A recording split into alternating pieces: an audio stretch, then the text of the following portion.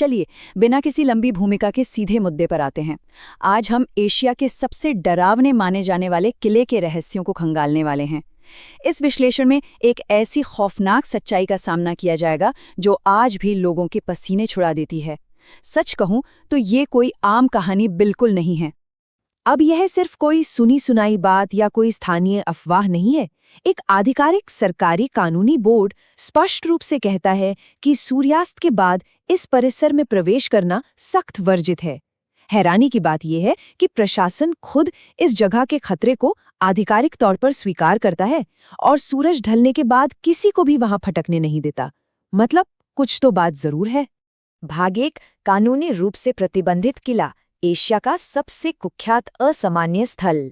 जब कोई सरकार खुद किसी जगह को रात के वक्त इतना खतरनाक मान ले कि वहां जाने पर ही पाबंदी लगा दे, तो सच मानिए रोंगटे खड़े हो जाते हैं।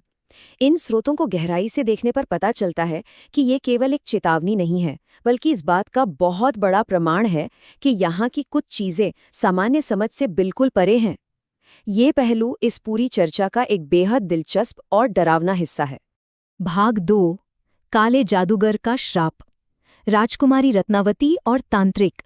इतिहास के पन्नों को पलटे तो यहाँ एक बेहद गहरा और खौफनाक टकराव देखने को मिलता है।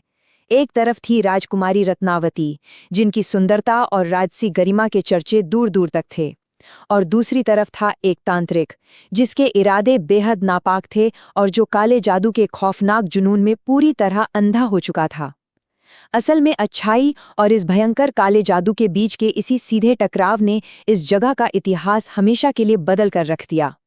इस पूरे घटना का घटनाक्रम काफी खौफनाक है। पहले उस तांत्रिक का जुनून हफ्तों तक बढ़ता रहा। फिर आया वो मनहूस दिन जब उसने काले जादू का एक असफल मंत्र पढ़ा, और कुछ ही क्षणों बाद नतीजा क्या हुआ? वो तांत्रिक एक भारी चट्टान के नीचे कुचला गया।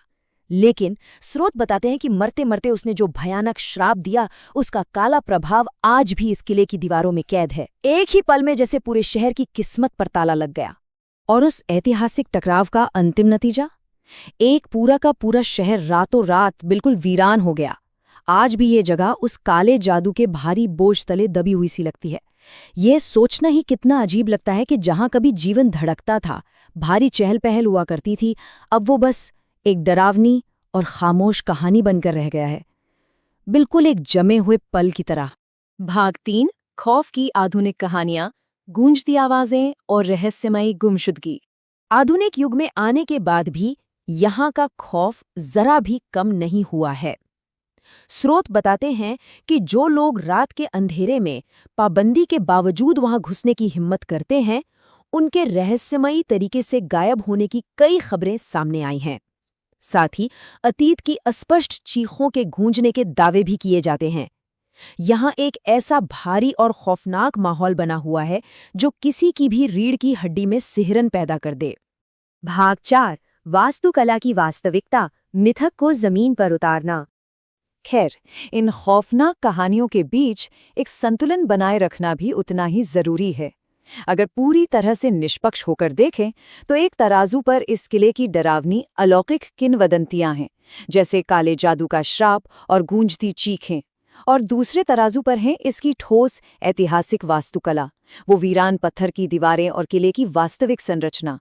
इस विश्लेषण का उद्देश्य किसी एक पक्ष को चुनना नहीं है, बल्कि दोनों ही पहलुओं को स्पष्ट रूप से सामने रखना है। ये कितनी बड़ी विडंबना है ना? एक इतना विशाल भौतिक और ऐतिहासिक स्थान अपनी ही अलौकिक किंवदंतियों की परछाई में पूरी तरह से छिप गया है। आजकल लोग इस शानदार ऐतिहासिक वास्तुकला की तारीफ करने नहीं, बल्कि उस खौफनाक कहानी को महसूस करने आते हैं जिसने इस जगह की असली पहचान को ही निगल लिया है। तो ठोस वास्तविकता और मिथ के बीच की इस बारीक रेखा पर खड़े होकर एक बहुत बड़ा सवाल उभर कर सामने आता है। क्या भानगढ़ का असली रहस्य सच में किसी अनदेखी अलौकिक उपस्थिति में छिपा है, या फिर ये इंसानी दिमाग के सामूहिक मनोवैज्ञानिक डर की अपार शक्ति का कमाल है? भानगढ़ जैसी किंवदंतियां सदियों तक कैसे और क्यों जीवित रहती हैं? सच में ये गहराई से सोचने का विषय है।